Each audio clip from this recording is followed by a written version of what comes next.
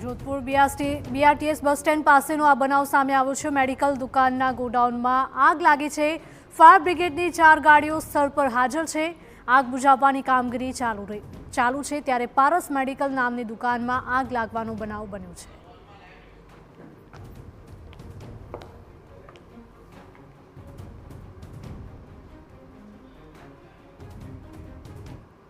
आज मुद्दे हमारा संवाददाता नरेंद्र लाइव जोड़ाया है વધુ अपडेट साथ। नरेंद्र जणावशो कि जोधपुर बीआरटीएस बस स्टेन्ड पास एक मेडिकल दुकान आवेली है और त्या भीषण आग लागवानो बनाव कई रीते आग लागी हती?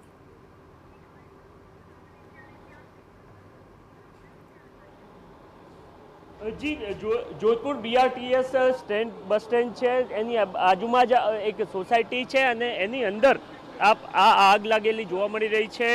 पारस मेडिकल एजेंसी आ गोडाउन है અને એ ગોડાઉનમાં આગ લાગતા ફાયર વિભાગની તમામ ટીમો અત્યારે હાલ અહીંયા પહોંચી ચૂકી છે અને એમના દ્વારા રેસ્ક્યુની કામગીરી પણ કરવામાં આવી છે।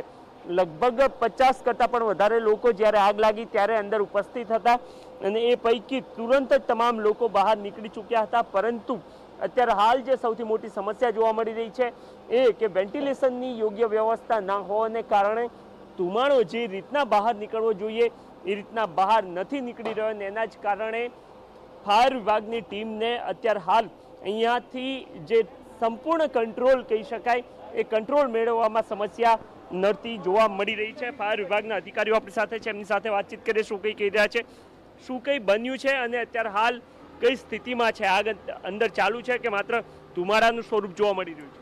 અમદાવાદ ફાયર બ્રિગેડના મેઇન કંટ્રોલ રૂમ પર કોલ મળતા સેટેલાઇટ જોધપુર 4 રસ્તા પાસે એક મેડિકલ સ્ટોરેજ હાઉસ છે, સોસાયટી છે, તેની અંદર મેડિકલ સ્ટોરેજ છે, એની અંદર ઇલેક્ટ્રિકલ ફોલ્ટ અથવા નજીવા કારણસર આગ લાગેલી હશે।